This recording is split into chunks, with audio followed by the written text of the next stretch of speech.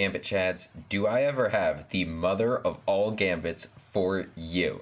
This one's got everything. It comes from a common opening. You can get so many quick kills from it, and there's crazy sacrifices, crazy lines, and innovations, brand new, never seen before, never played before moves that I think genuinely alter the theory and the evaluation of this line. Stockfish hates it at first, but maybe that's just potential to beat it another time. I am so excited to share this with you. I will get to the critical position that Stockfish thinks is the refutation of this line with these crazy sacrifices right now. Let's have a look at this right now. I will show you these super cool stuff right away. So it comes out of the Tarrasch defense. So many of you guys know, of course, the Queen's Gambit declined. This is the Queen's Gambit that white is proposing here. This is the Queen's Gambit declined, the standard way for black to fortify their pawn. Knight c3, developing move.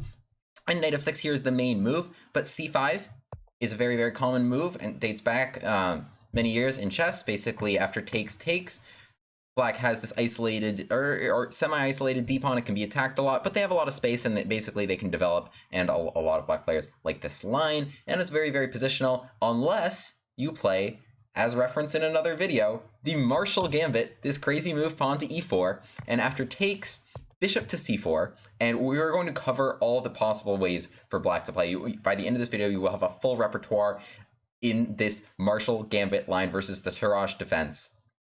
And you will just be a better chess player because you will have seen so many great attacking ideas, and you will be able to translate these to your own game, regardless of if you memorize particular moves or not. That's not really the goal here. The goal is to become a better chess player through the explanation of these new ideas and new theory. So, but pawn takes d4. The crazy move here is actually not the obvious knight takes e4, but this crazy move queen b3, hitting f7. And if your opponent is brilliant enough to find the Stockfish move of knight f6, I will turn on the engine. Knight f6 here.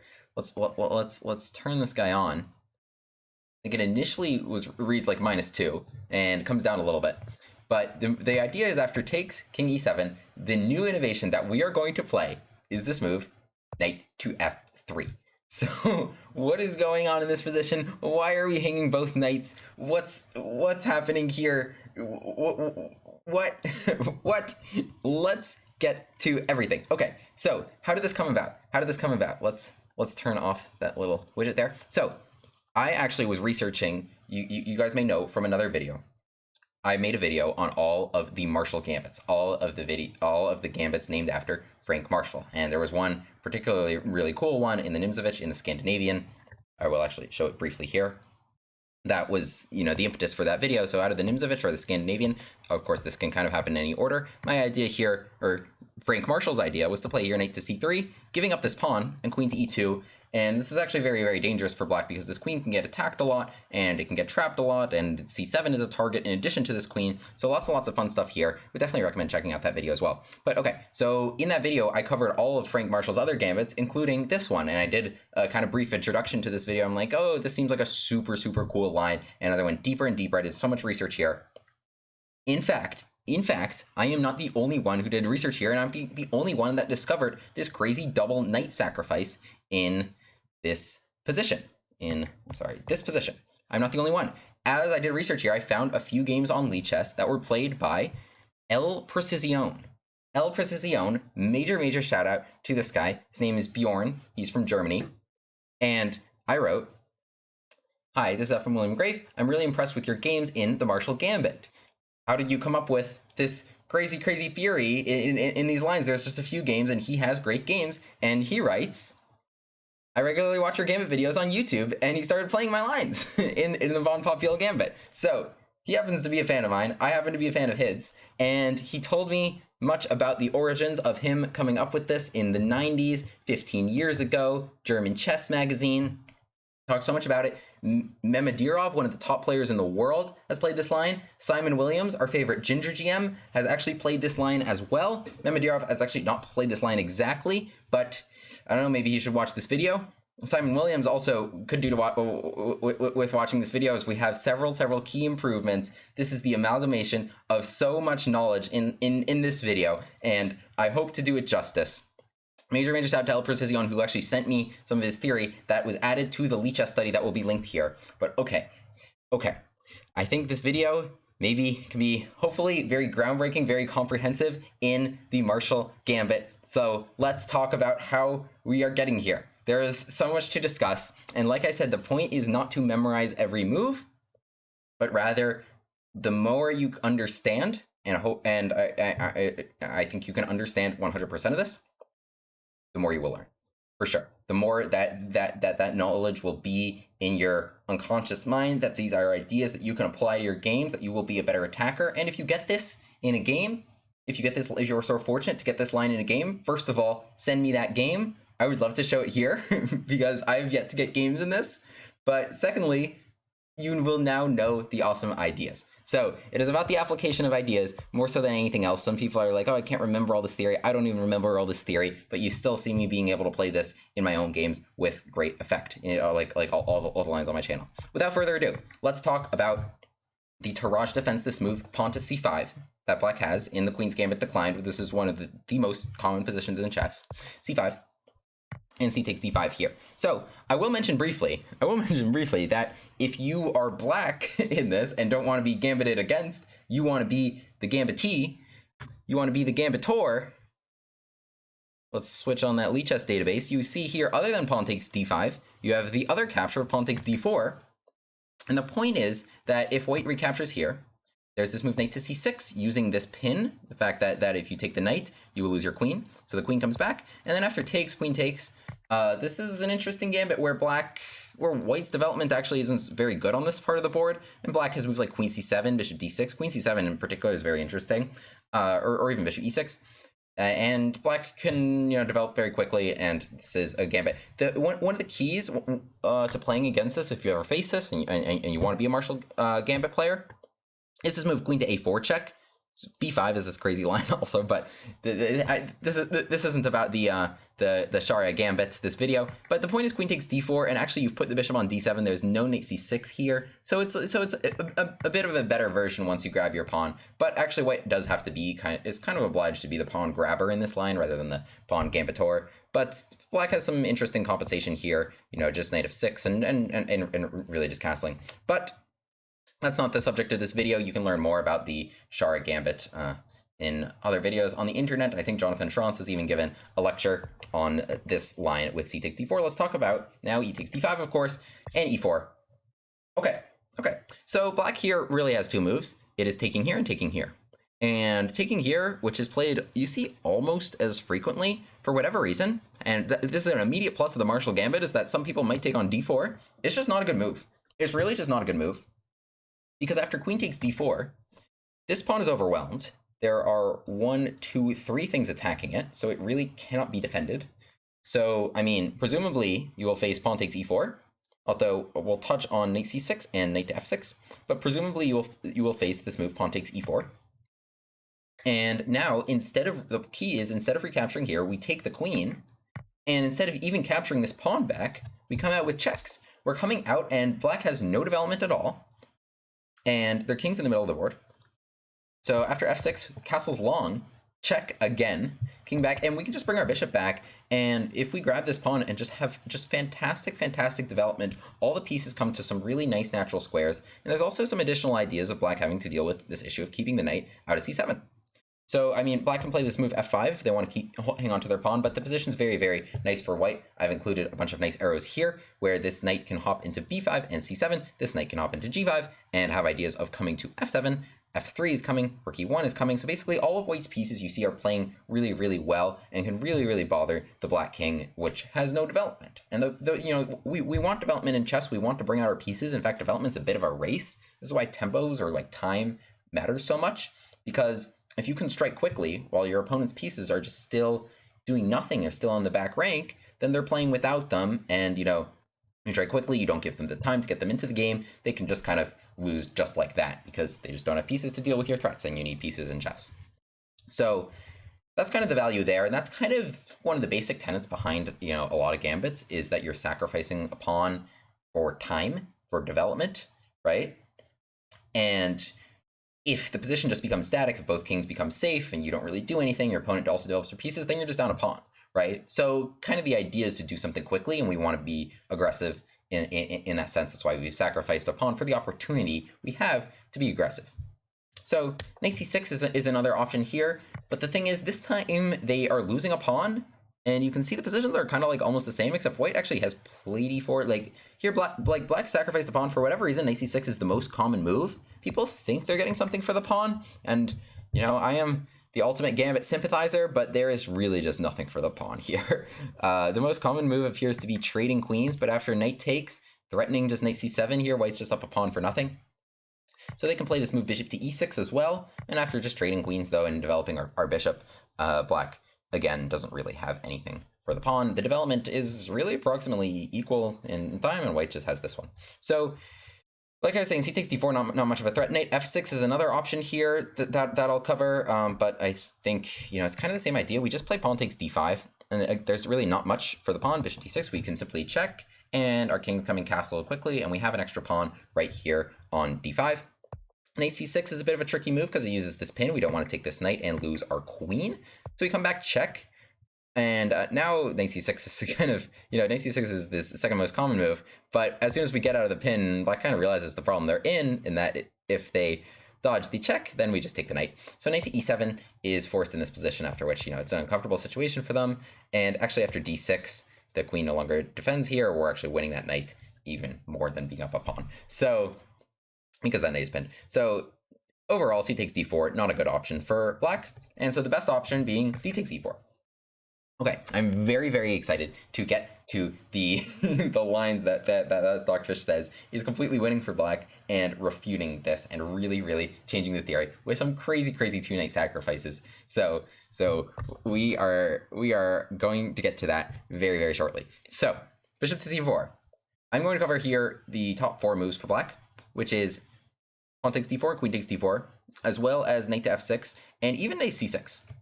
Knight c6 is actually, I mean, okay, like what if they just take a pawn, making us 2 pawns down? I mean, that's kind of significant, being 2 pawns down. But knight to c6, I'll note, if you play the Tarrasch with black, you're just like, I'm a normal Tarrasch player. I don't know. I don't want to deal with this. Bishop to c4, by the way, I'll note, bishop to c4 is not the main move here at all. d5 is the main move here, followed by bishop to b5 check. I think bishop to b5 check is the main move here, but knight takes e4 is also common. So bishop to c4 really is not common, and you don't really see it at the top level at all to begin with. But so bishop to c4. So let's talk about knight c6, which I think might be a solid option to just kind of deal with this without getting into too much craziness. So what we're going to do here is white has played d5, and now we have a tempo on the knight.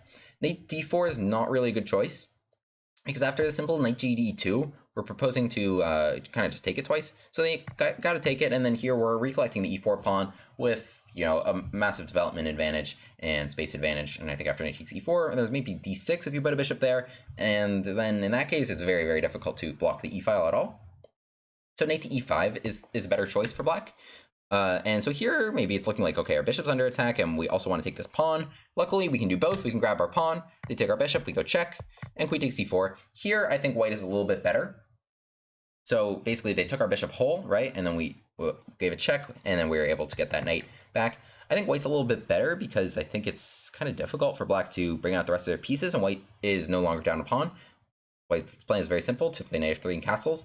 And, you know, I think this is totally fine, but I think black can also escape and end up ultimately castling here, and I think they dodge a lot of the critical lines. So knight c6 is a very, very uncommon option. You note here it is played 4% of the time, but it is played 8% of the time. So knight to f6 is the next option that we'll talk about. And here we're going to play this move, queen to b3. So keeping it simple here, because the most principled try here is to really just play c takes. In fact, everything else loses. Everything else just loses. But c takes d4, and this is already a transposition to the main line. The main line that we touched on with c takes d4 in this position. So now we are down 2 pawns, and our knight's under attack, but no worries. We just ignore all our problems and attack this f7 pawn. And why are we able to get away with attacking f7?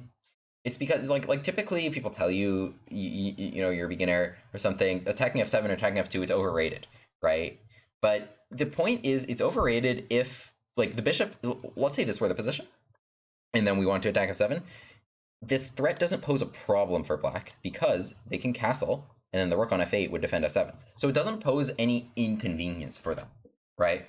The point of threats is to pose some sort of problem for their opponent, not just they do what they're planning on doing anyway and they just deal with whatever threat you're making. Here, we're attacking f7 and we kind of oblige some sort of like queen move or something to deal with it, and it's going to be a very awkward queen move and then we're going to be able to attack it. So we make them do something they don't want to do. That's kind of the main idea here. So if they play knight f6, we play queen b3. Okay, so c takes d4 is already a transposition to the main line, which I'm very, very excited to get to. But let's cover a couple poor queen moves. Queen d7 is one of them, because after bishop to b5, pinning the queen, it's going to be lost unless they block with the knight, after which we win that knight, making a use of a fantastic, fantastic pin. In fact, the Ginger GM himself, Simon Williams, has a win in this exact position against a 2700 player. Welcome to Flagistan. So, we're going to get to more Ginger GM games in this line, and we will, I don't know, maybe we can send it to him and show him where he can maybe make some improvements after, I've studied this so much with Stockfish and Leela. Not that I'm a stronger chess player than him, but the engines that I worked with are. So, okay. Not queen d7. Queen c7 maybe? No. The queen still gets harassed wherever she is. Poor queen. After queen d7, bishop to f4 comes, and simply these threats are just overwhelming. Knight c7 check is coming, which would fork the king and the rook, and knight d6 is coming, which would fork the king and the other rook. So, not fun all the way around. Queen d7, still kind of the same issues, and it now aligns with the rook after the knight even defends here, so problems everywhere. This queen cannot catch a break, and she's still tethered to the defense of f7. So I mean, this theme is going to come up a lot. If the queen tries to hold f7, attack the queen. Attack the piece that is designated as a defender, because its range of mobility becomes very limited. Okay, that actually pretty much covers all of these. There's queen e7 as well, which I guess is the best because there's really no direct hit on the queen, but simply we now grab this pawn. The queen now jammed in the bishop. There's really nowhere she can go where she's safe. There's bishop b5, there's knight b5, there's bishop f4, there's rook d1. It attacks everywhere. So pawn takes c5 now. If queen takes c5, then we take f7. So we simply just scoop up that pawn, and we're no longer down a pawn. And, we can just simply develop our bishop to e3, hold this, and just enjoy our massive, massive development advantage without even being down a pawn. So that position is very nice and very much better for white. Okay, so that covers knight f6. Okay, now we get to the greedy options and the very, very fun options with lots of fireworks. There's pawn takes d4, and there's queen takes d4. Queen takes d4. Okay, we're down 2 pawns right now. And the only way we can get one of them back is if we trade queens and get one of them back. That's the deal black makes for us. You want a pawn back, trade queens, in which case you can't really attack anymore without queens on the board. It's very, very hard to attack without queens on the board. However, we decline that offer. 2 pawns down, so be it. Queen to b3 anyway. We defend our bishop and take aim at f7. And so how do you defend f7 if you're black? You don't have knight h6. You simply get rid of that knight and then take f7. And take f7, I mean, it's not just a pawn. Not only do we make that king move, in which case we can hit it more often, but often you can just take that knight for free. The queen defends against the rook, and so that is just a free knight, so that's extremely significant. We'll cover here queen d7 and queen f6. I just want to point out that this other move that is played 6 times for whatever reason, bishop to e6, makes b7 unprotected. So all we need to do is simply trade here, take b7, and black will lose the rook and the game in this position. So there's queen to d7 and there's queen to f6. Let's talk about them. So queen to f6, not super challenging because I'm sure you can guess the move here. We're simply going to go after the queen. Knight to d5. Knight to d5, we hit the queen, and we're also looking at the idea of coming in knight c7. So now this poor queen needs to somehow deal with this idea of knight c7. She's attacked right now. She has no help from any of her pieces. No help from any of her pieces. And this poor queen also needs to deal with this idea of f7, which can happen anytime that knight moves. So where should the queen go? c6 deals with knight c7, but I'm sure you can find the move here. It is bishop to b5, which pins the queen and the king, winning the queen. So can't go there. Queen to d6, maybe it's like queen c6, except it's not in the way of this, defend c7, but we're bringing out even more pieces, bishop at f4, attacking the queen, knight defends, and next turn the knight will go to c7 with the support of friends. See, white's pieces have friends. They have friends, they have lots of guys coming out, helping each other, causing problems for black. Black's pieces have no friends because the friends are lazy and stuck at home, or rather at least haven't had the time to come out. So queen to d8 maybe is the best option among them all. There's no real hits on the queen, however, we're still looking at this idea of coming knight c7, and we play this crazy move, queen g3, which suddenly just ends the game. We want to play knight c7, forking the king and the rook. If they play knight a6, we can get rid of that knight. Actually, let me check that. Knight a6. Ah, so if we take the knight, I guess we lose this knight, right? So we gotta be a little bit careful, but the key idea is check, force the bishop to block the queen. Now we take it, and in this position, now knight c7 check is coming, which I think is actually more than an idea to take the rook, because, yeah, so black can lose a lot more here than just taking the rook. Okay, but we get rid of the knight, which was defending c7. And the point of queen g3, and why it's even better than bishop to f4, is that black has no bishop d6 option because we take this pawn. This bishop was defending g7. It was actually doing something when it was being lazy at home. So there really is no choice. Queen d6 doesn't even help matters. Knight c7 check comes anyway. It's still defended, and we're going to win a rook at minimum. So not much choice for black there. Queen to f6 is pretty much just losing the game. There's another option here, which is queen d7. And you see all 13 of the games here with bishop f4. Slightly better is this move bishop to e3. I think people like bishop to f4 because they thought that it takes away bishop d6 and maybe introduces knight b5, knight c7 ideas. But, I mean, there's nothing wrong with bishop f4, really. But bishop to e3 is much stronger. So basically, there was really no way to hit the queen on d7 well because bishop b5, there was knight c6. So we want to make threats with new pieces. We want to bring as many pieces as possible into the attack very, very quickly with threats on the opposing queen, which makes it such that the bishops and the knights can't come out, right? If they keep having to move their queen, then they can't bring the bishops and knights out, and they can't get their king to safety. Our next move is rook to d1. We want to play rook to d1, hitting the queen with tempo. So a move like knight c6 makes a lot of sense. However, we play rook d1 in this position, and as the arrows show you, Black's queen is just overwhelmed. Black's queen is just overwhelmed. So she's attacked right now. She needs to hold on to f7, right? Well, okay, bishop d6 can hold her in place, but knight b5 creates a killer pin, winning this bishop. The bishop can't move because the queen's hanging on the other end. So queen to f5, some move like this, but knight b5 coming in knight c7. Queen's still hanging on to f7, but nobody is at home to guard against the knight c7 check, which could be even like checkmating. If the queen goes to c7, then you guessed it, knight b5 is killing. If the queen goes to e7, knight d5 just comes in with tempo. So just the ideas kind of create themselves, right? We're just bringing in pieces. We're just trying to bother black, hit the queen as much as possible, bring in as many pieces as possible, attack f7. You don't have to memorize every single move here, but I think a lot of these moves can be quite natural once you understand kind of the key ideas of this position. So, that brings us to, without further ado, c takes d4. And this move, queen to b3. Okay, I made it sound like knight f6 was the only move here. It is the only good move, actually. And it is very, very difficult for your opponent to find because why would you play knight f6? Why would you play knight f6? Either you're taking the knight or you're defending f7. I think is what any normal person looking at this position would say. Nonetheless, it is the second most common move, played one quarter of the time, 25% of the time. So let's talk about a couple moves. We'll talk about taking the knight. First, we'll talk about the other moves here played, which are queen d7, queen e7, to just hang on to f7. And the ideas here probably won't shock you.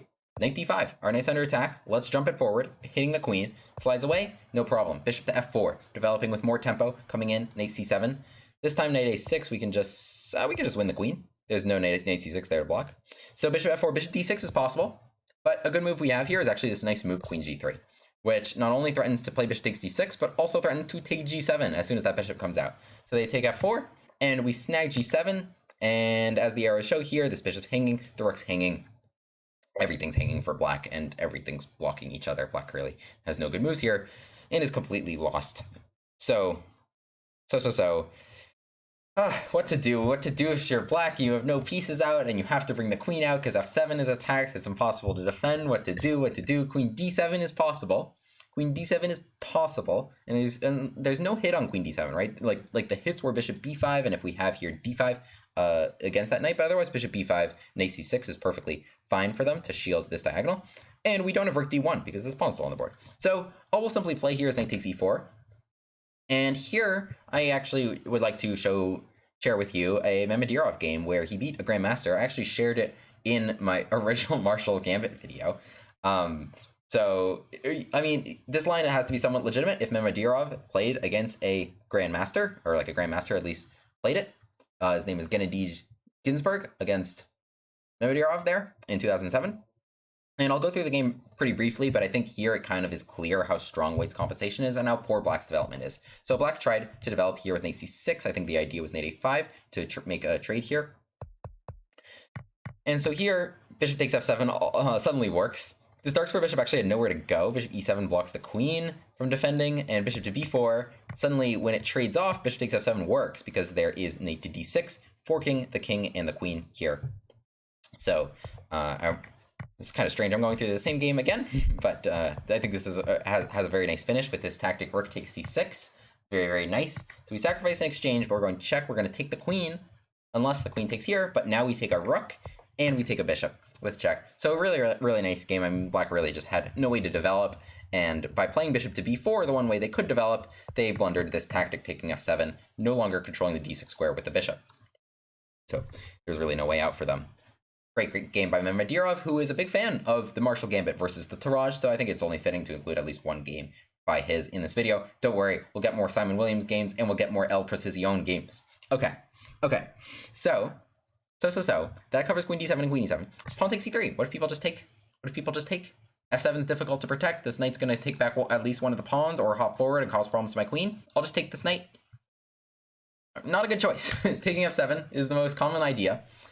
And here, the thing is, we're not really down that much material. They think they're up like a knight and 2 pawns, but we just took a pawn, and we're also taking that knight. That's just a free knight. And if people play king to e7, as they are very commonly playing, you see here, 35 out of 40 people chose the e7 square, we take this knight, there's no knight coming to f6, so we're going to play bishop to g5 check and take your queen, and this position is just a complete disaster. I'll turn on Stockfish real quick to prove how much of a disaster this position is for black. King to d7 is also possible. But I have the engine on still. It's about plus 4.5. We have this very, very nice move. Instead of even taking the knight right now, bishop to f4, threatening castles with check. There's no bishop d6, that's why we put our bishop here. Castles with check to take the queen, and so much more, and that king is just so toasted. It's in the only piece developed for black is their king. Crazy. How can you play chess like this? But for whatever reason, like 40 people have chosen to play chess like this. Okay, I hope I get to play against one of them, or you get to play against one of them, because that's just the most fun. So take f7. At minimum, you'll take the knight back and just have a crushing attack. At maximum, you'll just crush them right off the board right away. They can't take this knight. Okay, what if your opponent's a genius? And finds this crazy move, knight to f6? I was considering about challenging you guys to find this move, but I don't know. It was too hard. I don't think I would have. Knight f6, so it holds black's 2-pawn advantage. The knight defends this pawn, right? And the other notable thing it does is after takes, king comes to e7. e7 is very important. King d7, there's checkmate in 2. You can pause the video and find checkmate in 2. Queen e6, the bishop no longer controls there if the king went to e7. So king c7 and checkmate in 1, knight b5. GG, and I think it's just a really poetic mate that the king's is checkmated because all these pieces are taking away its squares. So poor black king.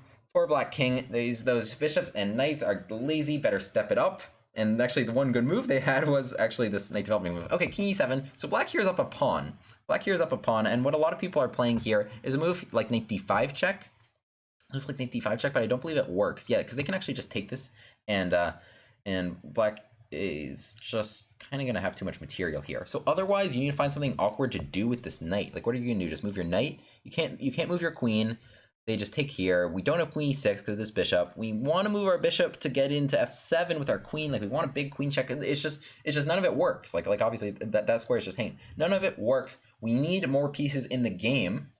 So the solution that El Precisione actually found before the engine era. So major shout outs to him from the beginning of this video is this move, knight f3. Knight to f3. What is going on here? And I can guarantee you there's no way your opponent is going to navigate all this. If they do, they're probably cheating, or, you know, an elite super grandmaster who's probably going to beat you anyway. But you are probably in good shape if you play this line, because this is just impossible to play for black. What would you recommend for black? What would you recommend? Genuinely, what would you recommend? So I'm going to cover a few different moves here, including capturing these knights. Which knight to take? One of them loses instantly. Quick, which one do you take? Take f3? No, you lose instantly. Castles, and you open this e-file onto your king. For example, if d takes c3, if you take both knights, check, king over, You can even play this move bishop f4. You're just playing rook d1. You're just playing rook d1. You're just winning the queen and the game. This position's +6.5. I just turned on the engine to make sure of that. But this is just a super fun position. For example, you know, oh, bishop f4. The other thing it does is queen e6. It took away that last square. Bishop f4 threatens queen e6. I kind of forgot about that idea for a second. But yes, so a complete disaster for them. If they take g2 here, kind of the similar idea, where you can actually go check and checkmate. We saw this before when the king came directly to d7, this idea of check and mating them simply. So not much they can do. Queen d7 is the engine's recommendation here to maybe step away to create that d8 square. Remember, they are up a piece. But bishop f4, a brilliant move, and this king will find no safety, even on d8, because we can play either knight b5 and bishop c7. You know, we're going to give this check. We're going to not allow it to find safety on d8. Remember, they have no pieces helping them to really take away squares from us.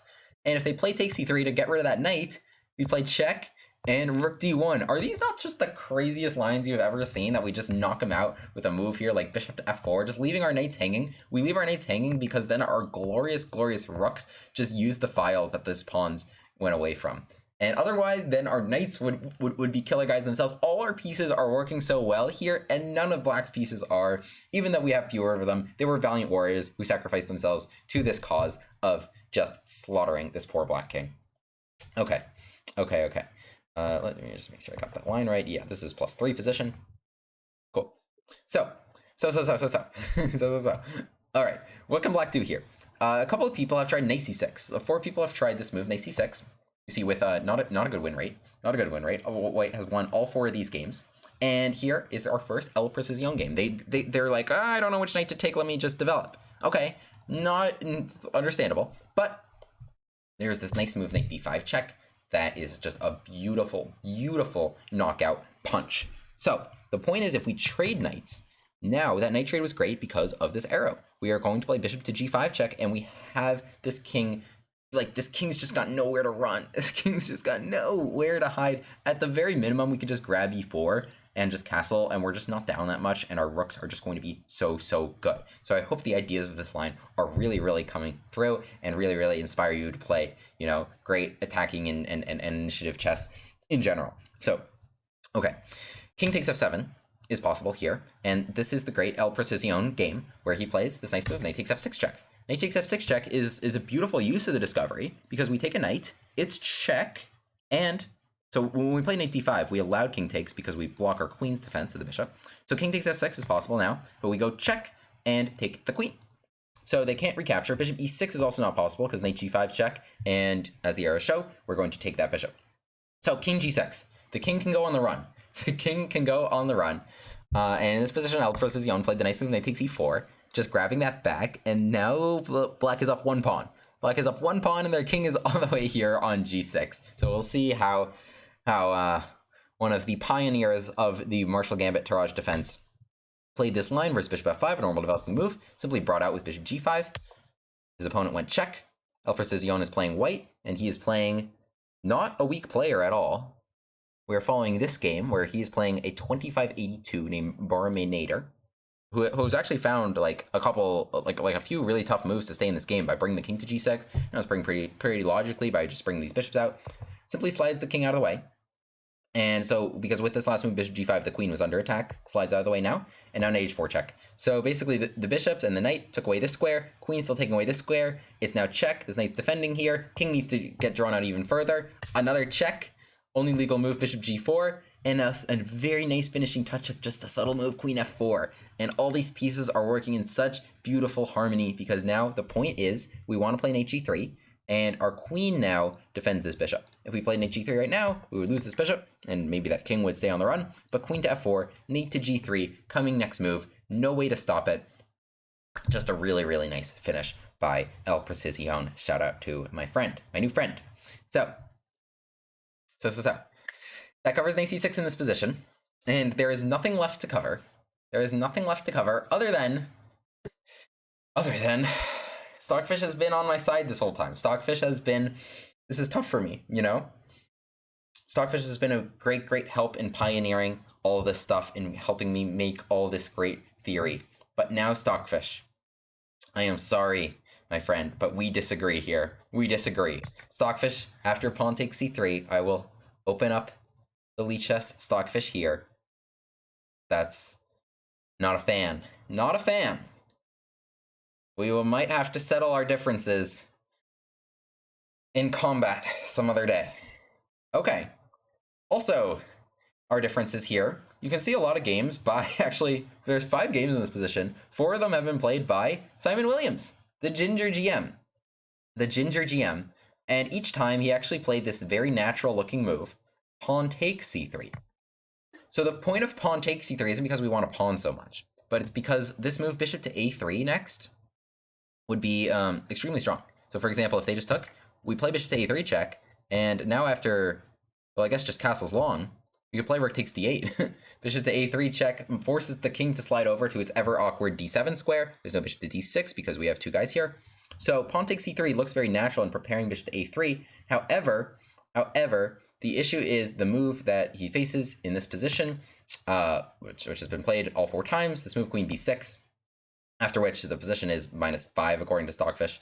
Check doesn't help you anymore, king d8. You can throw in a nice long castle check, but this king can actually run to safety. So the point of playing queen b6, it proposes this queen trade, which we can't make if we're down a piece. And here black is actually completely fine. We cannot get to this king anymore, really. It's like one more check, but then it just blocks. And we just can't get to this king anymore. It actually ran away and found some safety.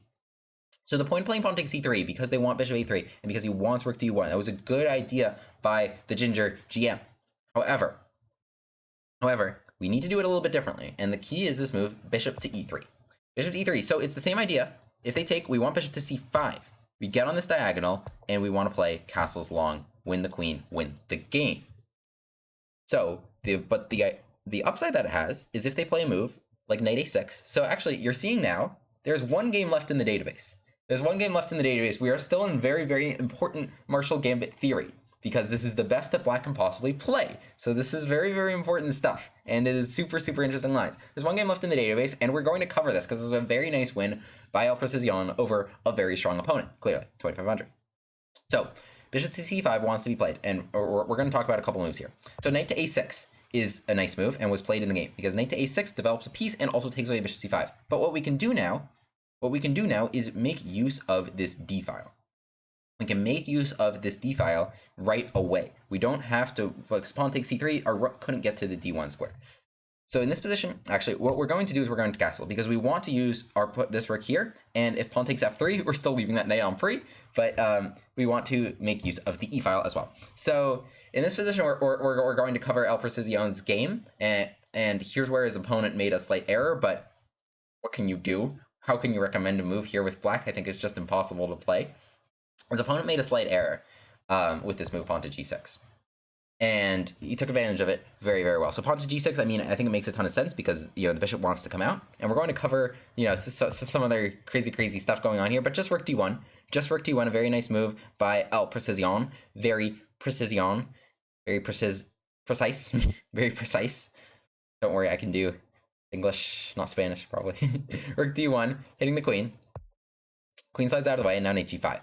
And there's a very subtle threat with knight g5 by defending this bishop.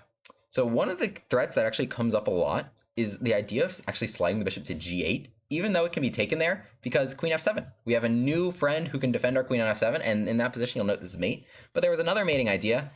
After Konjo played this move, bishop to h6, and queen to a3 check just ends the game. It just ends the game. The king actually just has nowhere to go. Just has nowhere to go. Like this is the only legal way. This is, you know, forced, and it's just checkmate. So suddenly just knockouts can come from anywhere along this diagonal. Really, any slight touch on that king can really just knock it out. So what was black to do? Could they take this knight? Well, no. After rook to e1, at minimum, white can play bishop to b6 check and win that queen, in addition to this other rook coming in. Basically, the issue is black's king just has no shelter. You know, when it's just hanging out on the e and d files and these rooks just come at it, like this, the king just has really no shelter at the end of the day. So what other options does black have? They have this move queen to a5. Which is probably the best line, at least as recommended by my new friend Precisione. And as recommended by Stockfish here, I'll turn it on. -2 position. And we play here just knight g5.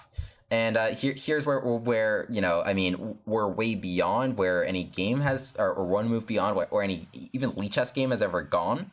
But I think this is, you know, interesting ground for new theory. Basically, our idea is that we want to play bishop to g8 next. So if black kind of doesn't know what they're doing, plays like g6, like it's played in the other game, you see just jump to +8. We play this crazy move bishop to g8 because then we can play queen to f7. Right, we sacrifice our bishop just because we have now a new friend that can help us get into f7, and the queen on f7 is just completely killer. It can take stuff, it can make use of its other friends here, and white wins this way. So that's a good idea to know.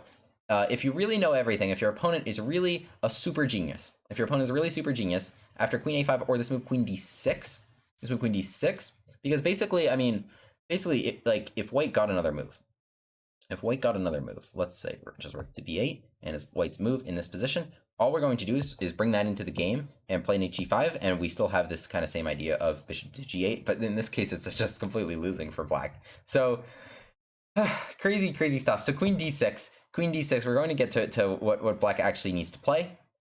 And now knight g5 with the same idea. We want to play bishop to g8. We want to put that queen on f7. So queen b4, a great resource by black. Here, they want to propose a queen trade before we can play bishop to g8, just following all the engine stuff. And now it says there's actually no way to dodge this queen trade, but I still think this is a very interesting position.